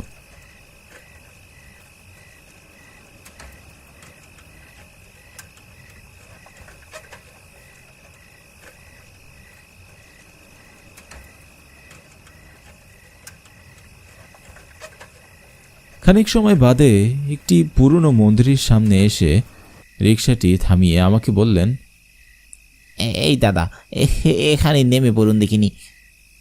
কেন আর সামনে যাবেন না? আগেই তো বলেছি মন্দিরের সামনে আর যাওয়া যাবে না। তাড়াতাড়ি নেমে আমার ভাড়াটি দিন বাবু, মানে এখান থেকে কেটে পড়ি। শুনুন, আপনাকেও বলছি জায়গাটি একদম খুব একটা ভালো নয়, আপনি যত তাড়াতাড়ি সম্ভব এখান থেকে চলে যান। কেন জানি শুরু থেকে এই লোকটির কথা আমার একটু ভালো লাগছিল না। আমি এই লোকটির কথার কোনো উত্তর না দিয়ে রিকশা থেকে নেমে লোকটিকে ভাড়া দিয়ে বিদায় জানালাম। পাওনা টাকাটি পেয়ে রিকশা চালকটি আর এক মুহূর্ত দেরি না করে রিকশা চালিয়ে চলে গেলেন। আমিও সামনের দিকে হাঁটতে লাগলাম। কয়েক কদম হাঁটতেই আকাশ ভেঙে ঝমঝমিয়ে বৃষ্টি নামল। কি করব ভেবে কিছু না পেয়ে পুরনো মন্দিরের দরজার সামনে গিয়ে দাঁড়িয়ে পড়লাম।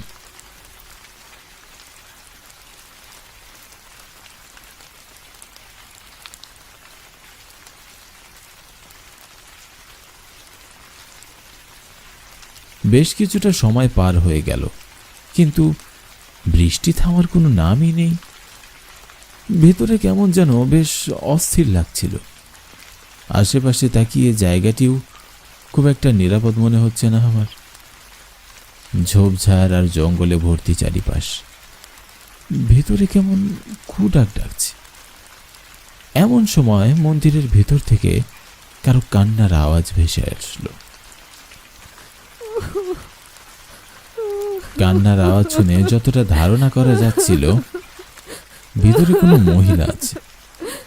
যত সময় পার হচ্ছিল ভিতরের কান্নার আওয়াজ বেড়েই যাচ্ছিল। মনে মনে ভাবলাম ভেতরে যাব নাকি। এক সময় সহ্য না করতে পেরে আমি মন্দিরের দরজাটি খুলে ভিতরে প্রবেশ করলাম।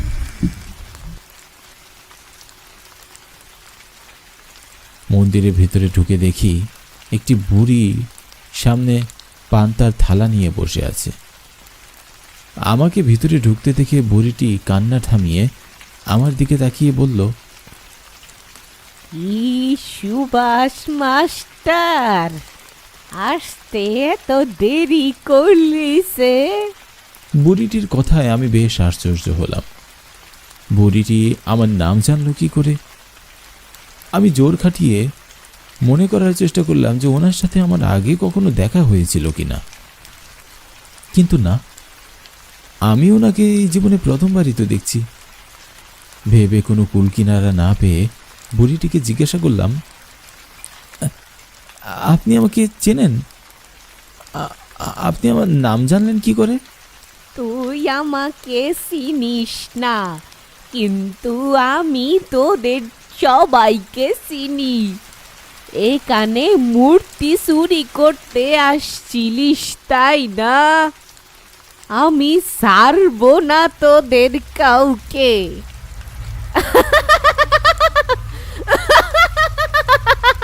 বুড়িটির ভয়ঙ্কর হাসি দেখে ভয়ে আমার শরীরে শীতল স্রোত বয়ে গেল। হঠাৎ বুড়িটি এক ভয়ঙ্কর রূপ ধারণ করল। আমি ভয়ে যখনই পালাতে যাব ভাবলাম, ঠিক তখনই দরজাটি আপনা আপনি বন্ধ হয়ে গেল। পালাতে পারবি না। বুড়িটি আস্তে আস্তে আমার দিকে এগিয়ে আসতে লাগলো। আমি প্রাণপণে দরজাটি খোলার চেষ্টা করতে লাগলাম, কিন্তু কিছুতেই পারছিলাম না। বুড়িটি আমার দিকে যত এগিয়ে আসছিল আমার ভিতরে তত বেশি ভয় বাড়ছিল। বুঝতে পারছিলাম আজ হয়তো আমার সাথে খারাপ কিছু ঘটতে চলেছে। এক সময় বুড়িটি আমার এক কদম কাছে চলে আসে, আর তখনই হঠাৎ দরজাটি খুলে যায়। আমি প্রাণপণে সামনের দিকে ছুটে চললাম। কতক্ষণ ছুটেছি জানি না। এক সময় ক্লান্তি আর ভয়ে জ্ঞান হারিয়ে ফেলি। পরের দিন যখন আমার জ্ঞান ফিরে, তখন আমি নিজেকে শোবার ঘরে আবিষ্কার করি। শোভা আমার কাছে বসে আমার জ্ঞান ফেরানোর অপেক্ষা করছিল। শোভার কাছ থেকে জানতে পারি, রাতে নাকি সেই রিক্সা চালকটি আমাকে তার বাড়িতে অজ্ঞান অবস্থায় নিয়ে এসেছে। আমি শোভাকে মন্দিরের সেই বুড়ির কথা জিজ্ঞাসা করলে শোভা জানায়, বহু বছর আগে ওই মন্দিরে এক বুড়ি থাকতো, যে সারাদিন শুধু পান্তা খেত আর বসে বসে মন্দিরের মূর্তি পাহারা দিত। কিন্তু হঠাৎ একদিন দুজনের ডাকাতের হাতে সে নিজের প্রাণ হারায়, আর ডাকাতগুলো মন্দিরের মূর্তি চুরি করে নিয়ে যায়। সে থেকে বুড়িটির আত্মা সেই মন্দিরেই ঘুরে বেড়ায়, আর যে ওই পথ দিয়ে রাতের বেলা যায় তাকেই সে ভয় দেখায়। শোভার কথাগুলো শুনে আমি পকেট থেকে তার মায়ের চিঠিটি বের করে শোভার দিকে এগিয়ে দিতেই শোভা এক বিস্ময়কর নয়নে আমার দিকে তাকিয়ে রইল। শোভাকে চিঠিটি দিয়ে আমি বেরিয়ে আসছিলাম, ঠিক তখনই আমাকে চমকি দিয়ে শোভা বলল, গত 2 দিন আগে আমার মা আর আমার স্বামী বাড়ি ফেরার পথে এক সড়ক দুর্ঘটনায় মারা গিয়েছে। আমি এখন ভীষণ একা। আমি পিছনে ফিরে অবাক হয়ে শোভার দিকে তাকিয়ে রইলাম। আমাকে তাকিয়ে থাকতে দেখে শোভা বলল, মা চিঠিতে বলেছে আমি যেন তোমার সাথে নতুন জীবন শুরু করি। মা মৃত্যুর পরেও তোমাকে আমাকে এক করে গিয়েছেন। আমি মুচকি হাসি দিয়ে শোভাকে সঙ্গে নিয়ে বাড়ির পথে হাঁটতে লাগলাম।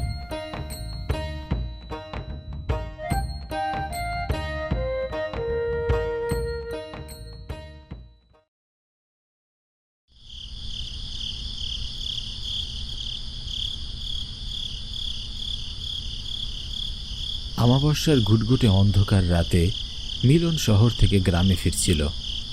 এই বেটেপুর গ্রামেই মিলনের বাড়ি। মিলন ঘড়ির দিকে তাকিয়ে দেখল রাত 10টা বাজে। গ্রামের লোকদের কাছে রাত 10টা মানে গভীর রাত, তাই তো রাস্তায় কোনো মানুষের ছায়াও চোখে পড়ছিল না।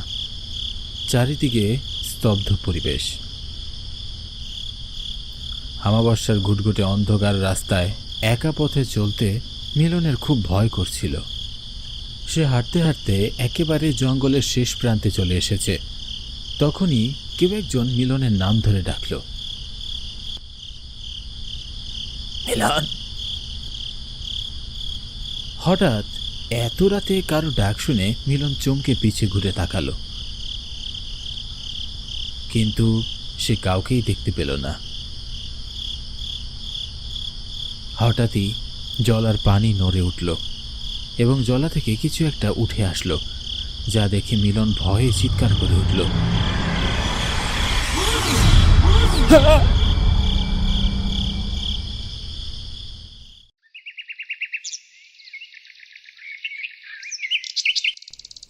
সেই রাতের পর থেকে মিলনকে আর কোথাও খুঁজে পাওয়া যায়নি।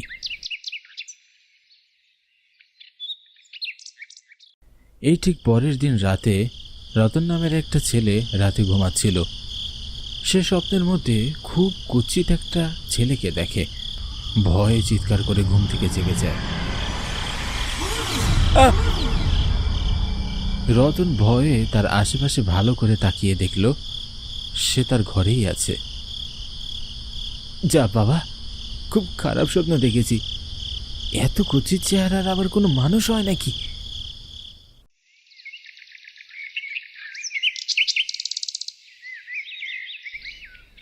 বেটেপুর গ্রামে সন্ধ্যায় হাট বসত। রতন হাট থেকে কেনাকাটা করে রাতের বেলা জলার পাশ দিয়ে বাড়ি ফিরছিল। ভয়ে রতনের গায়ের পশমগুলো কাটা দিয়ে উঠল। অকারণে ভয় পাওয়ার মতো ছেলে রতন নয়। রতনের মনে হচ্ছিল তার পিছু পিছু অদৃশ্য কেউ একজন আসছে।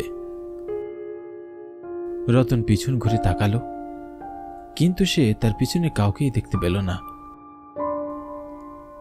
যখনই সে চিন্তামুক্ত হয়ে সামনের দিকে তাকালো, কিছু একটা দেখে ভয়ে সে চিৎকার করে উঠল। সেই রাতের পর থেকে রতনকে আর কোথাও খুঁজে পাওয়া যায়নি।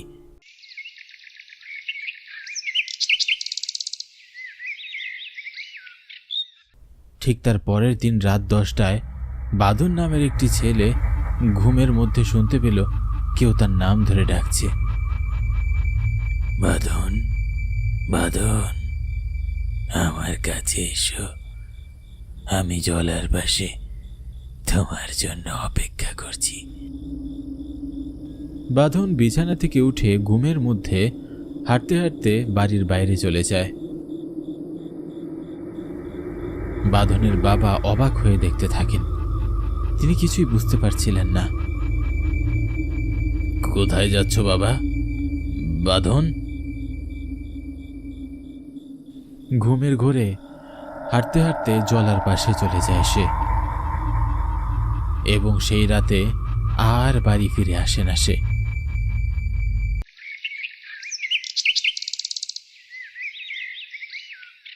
পরদিন সকালবেলা গ্রামের লোকেরা জলার পাশে বাঁধনের অর্ধেক খাওয়া লাশ খুঁজে পায়। লাশটা দেখে মনে হচ্ছিল ধারালো নখ দিয়ে চিরে চিরে লাশটা কেউ খেয়েছিল। এই ঘটনায় পুরো গ্রামে আতঙ্ক ছড়িয়ে পড়ে। গ্রামের লোকেরা খুব চিন্তিত হয়ে পড়ে। তারা কেমন করে এই বিপদ থেকে মুক্তি পাবে সেটা তারা বুঝতে পারছিল না। মিলন, রতন এবং বাঁধনের পরিবারের সদস্যরা তারা জানান প্রত্যেকেই আগের রাতে স্বপ্নে খুব কুৎসিত এবং ভয়ানক কাউকে দেখে চিৎকার করে উঠেছিল। আর তার পরের দিনই রাতের বেলা জলার পাশে ওদের এমন নির্মম এবং হৃদয় বিদারক ঘটনা ঘটে। আরও আশ্চর্যজনক ঘটনা হলো, যাদের সাথে এমন ঘটনা ঘটেছে তারা প্রত্যেকেই যথেষ্ট সুদর্শন যুবক। গ্রামবাসীদের মনে অনেক ভয় কাজ করতে লাগলো। এমনি করে বেশ অনেক দিন কেটে যায়।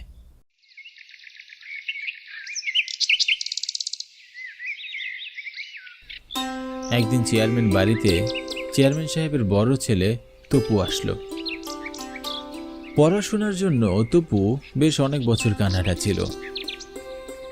পড়াশোনা শেষ করে এখন সে গ্রামে ফিরে এসেছে। তার ছোট ভাই দীপু এবং চেয়ারম্যান সাহেব গ্রামে ঘটে যাওয়া সমস্ত ঘটনাগুলোকে তপুকে জানালো। সব শুনে তপু হেসে বলল,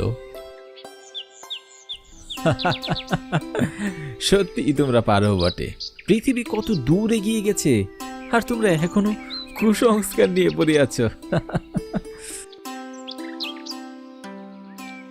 দাদা, কুসংস্কার নয়, আমরা যা বলছি সত্যি কথা বলছি। তাই নাকি? সত্যি হলে তো আরো ভালো। রহস্যজনক ভূতের কাণ্ডর মুখোমুখি হব, সত্যতা যাচাই করার জন্য সুযোগ পাবো। বাবা তবু, তুমি বিদেশ থেকে পড়াশোনা করে এসেছো, গ্রামের হালচাল তুমি বোঝো না, তাই হয়তো গ্রামের এত বড় দুর্ঘটনাকেও তুমি হালকা করে দেখছো, কুসংস্কার মনে করছো। কিন্তু বাবা, আমরা তোমার ভালোর জন্যই বলছি, তুমি একটু সাবধানে থেকো। সন্ধ্যার পর বাড়ির বাইরে যেও না। বাবা, আমি বুঝতে পারছি না তোমরা বিষয়টি এত জটিল করে কেন দেখছো। হতে পারে মিলন আর রতন জরুরি কাজে গ্রামের বাইরে গেছে, আর বাঁধন কোনো হিংস্র জীবজন্তুর পাল্লায় পড়েছিল, তাই হয়তো ওকে চিড়ে খাওয়া হয়েছে। আচ্ছা যাই হোক, তোমরা আমাকে নিয়ে এত ভেবো না। আমি সন্ধ্যার পর বাড়ির বাইরে যাব না, ঠিক আছে? দেখতে দেখতে সন্ধ্যা হয়ে যায়। গ্রামের সব পুরুষেরা তাদের বাড়ি ফিরে যায়। ঘরের দরজা জানালা সব বন্ধ করে দেয়। পুরো গ্রাম নীরব স্তব্ধ হয়ে যায়।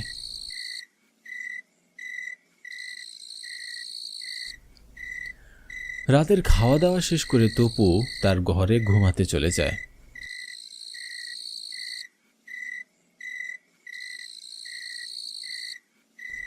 কিছুক্ষণ পর দীপু তপুর রুমে যায়। দীপুকে দেখে তপু কিছুটা অবাক হয়ে বলে, কিরে কিছু বলবি? আমি তোমার সাথে ঘুমাবো দাদা। দীপুর কথার উত্তরে তপু কিছুই বলল না। দীপু চুপচাপ তপুর পাশে গিয়ে একসাথে শুয়ে পড়ল। কিছুক্ষণ পর দীপু তপুর হাতের সাথে তার হাত শক্ত করে বাঁধল। তপু অবাক হয়ে বলল, আরে দীপু, কি করছিস তুই? ঘুমের মধ্যে যেন তুমি বা আমি ঘরের বাইরে না চলে যাই, এজন্য হাত বেঁধে রাখছি। এছাড়া আর কোনো উপায় নেই দাদা। তোদের এমন বাড়াবাড়ি আমার কিন্তু অসহ্য লাগছে। মনে হচ্ছে তোদের যন্ত্রণায় আমি আর এই গ্রামেই থাকতে পারবো না। দীপুর কথা শুনে তপু খুবই বিরক্ত হয়। রাগে গা তার শিরশির করছিল, কিন্তু আর কথা না বাড়িয়ে চুপচাপ ঘুমিয়ে পড়ল। রাত যখন ঠিক 10টা বাজল, তখন তপু ঘুমের মধ্যে ছটফট করছিল। তপু ঘুমের মধ্যে শুনতে পেল কেউ তার নাম ধরে ডেকে বলছে, তপু, তপু, জলার পাশে চলে এসো, আমি তোমার জন্য অপেক্ষা করছি। তপু চমকে ঘুম থেকে উঠে বসল। তার আশেপাশে ভালো করে তাকিয়ে দেখে সে রুমেই আছে। তার ছোট ভাই দীপু পাশেই ঘুমাচ্ছে।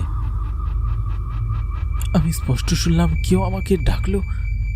এটা কি স্বপ্ন ছিল নাকি হ্যালুসিনেশন? এতটা দুর্বল হৃদয়ের মানুষ তো আমি নই। তপু কিছুটা দুশ্চিন্তায় পড়ে যায়। নানান চিন্তা তপুর মনের মধ্যে ঘুরপাক খাচ্ছিল। তপু আবারও বিছানায় শুয়ে যায়, কিন্তু কিছুতেই তার ঘুম আসছিল না। সে খুব ছটফট করছিল, কিছুতেই তার মন শান্ত হচ্ছিল না। হঠাৎ তপু রুমে কারো উপস্থিতি অনুভব করে চমকে উঠল, কিন্তু চোখে কাউকে দেখতে পেল না।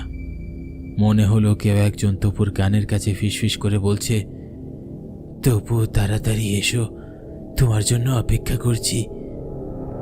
তপু খুব আশ্চর্য হয়ে ভাবতে লাগলো তার সাথে হচ্ছেটা কি? কে তার জন্য অপেক্ষা করছে, আর কেনই বা অপেক্ষা করছে? পুরো ঘটনা তপুর কাছে রহস্যজনক মনে হলো। না না, এভাবে আর চুপ করে বসে থাকা যায় না। আমাকে জানতেই হবে জলার পাশে কে আমার জন্য অপেক্ষা করছে, আর এত রাতে কেনই বা আমাকে ডাকছে। তপু ধীরে ধীরে তার হাতের বাঁধন খুলে ফেলল। তারপর আস্তে আস্তে বাড়ির বাইরে চলে গেল।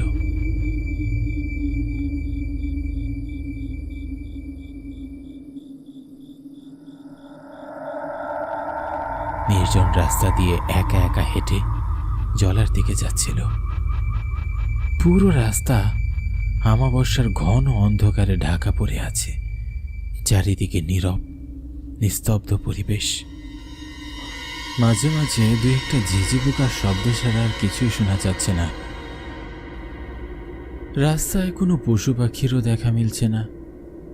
এমন ভুতুরে পরিবেশ দেখেও তবু একটু ভয় পাচ্ছিল না। এমন পরিবেশ সে খুব উপভোগ করছে, আর ভাবছে গ্রামের মানুষ এত ভয় পায় কেন। এসব ভাবতে ভাবতে তপু একটা সময় জলার কাছে পৌঁছে যায়।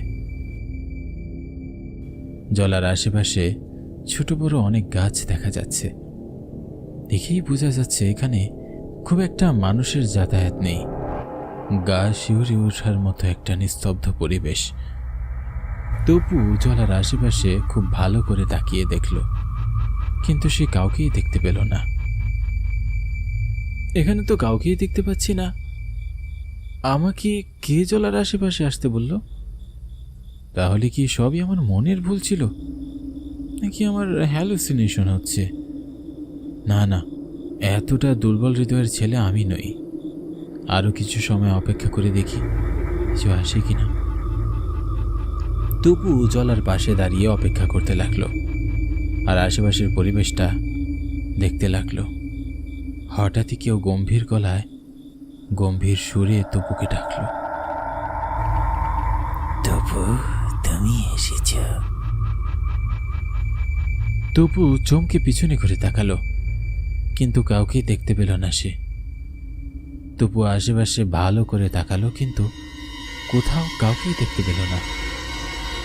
তপু কিছুটা অবাক হয়ে যায়। কে কে আমায় ডাকছো? আমি কিন্তু তোমাকে দেখতে পাচ্ছি না, সামনে এসো। আমি তোমার সামনে আসলে তুমি আমাকে দেখে ভয় পেয়ে যাবে তবু। আমি যতই ভয় পাই না কেন, আমি তোমাকে দেখতে চাই। এভাবে না দেখে কারোর সাথে কথা বলা যায়? তুমি আমার সামনে এসো। তপু অবাক হয়ে ছেলেটিকে দেখতে লাগলো। ছেলেটার মুখের অর্ধেক অংশ পুরা ছিল, আর কিছুটা রোগা পাতলা মনে হচ্ছিল। চোখে মুখে ক্লান্তির ছাপ, চুলগুলো এলোমেলো কোকড়ানো, পোশাক আশাকেও কোনো সৌন্দর্য নেই। তপু কৌতূহলের সাথে জিজ্ঞাসা করল, তুমি কি আমাকে চেনো? তুমি আমাকে ডাকলে কেন? কি হলো, চুপ করে আছো কেন? তুমি কি আমায় দেখে ভয় পাচ্ছ না? তোমাকে দেখে ভয় পাবো আর কি আছে? তুমি কি বুঝতে পারছো না আমি কে? তোমার সাথে এখন কি করতে পারি? হ্যাঁ, তা বুঝতে পেরেছি। তুমি কোনো মানুষ নও, আমার প্রাণ নাশ করতে পারো। আশ্চর্য, এই প্রথম কেউ আমাকে দেখে ভয় পেল না। এখন তুমি আমাকে বলো তো, তুমি কেন সবাইকে এভাবে ডেকে আনো, আর কেনই বা হত্যা করো? হতে পারে জন্ম থেকে আমি এমন কুৎসিত হয়ে জন্মেছি, তাই আমার বাবা মা আমাকে ডাস্টবিনে ফেলে দিয়েছিল। আশ্রমের লোকেরা আমাকে ডাস্টবিন থেকে কুড়িয়ে পেয়েছিল। তারপর থেকে আমি আশ্রমে বড় হয়েছি, কিন্তু ছোট থেকেই লোকেরা আমাকে দেখলে ভয় পেত আমার কুৎসিত চেহারার জন্য।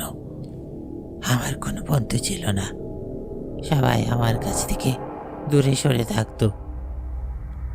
সবাই আমার দিকে ঘৃণার চোখে তাকাতো। সমবয়সী ছেলেরা আমাকে দেখলে ভয়ে চিৎকার করে উঠত। ক্লাসে সহপাঠীদের কাছ থেকে অবহেলা, অপমান, অবজ্ঞা সহ্য করতে করতে একটা সময় অধৈর্য হয়ে যায় আমি। রাগে দুঃখে এই জলাই ডুবে আমি আত্মহত্যা করি। আমি আত্মহত্যা করেছি ঠিকই, কিন্তু আমার আত্মা শান্তি পায়নি। আমার অশান্ত আত্মা অশুভ হয়ে এই জলার আশেপাশে ঘুরে বেড়ায়, এবং কোনো সুদর্শন পুরুষ আমার আত্মা সহ্য করতে পারে না। তাই এই গ্রামের সুদর্শন ছেলেদের জলার কাছে ডেকে এনে তাদের আমি হত্যা করি। কিন্তু এই প্রথম তুমি আমাকে দেখে ভয় পাওনি। আজ আমার অশান্ত আত্মা শান্ত হয়েছে। আমার আত্মা এই পৃথিবী থেকে মুক্তি পেয়েছে। প্রেতাত্মারতে হাওয়ায় মিলিয়ে যায়। তপু অবাক হয়ে তাকিয়ে থাকে। চোখের সামনে যা কিছু ঘটে গেল, সবকিছুই কি সত্যি ছিল, নাকি ছিল কল্পনা? নিজের চোখকে বিশ্বাস করতে পারছিল না সে। কিছুক্ষণের মধ্যেই ভোরের আলো ফুটে ওঠে, চারপাশ আলোকিত হয়ে যায়। তপু আস্তে আস্তে ওর বাড়ির দিকে চলে যায়।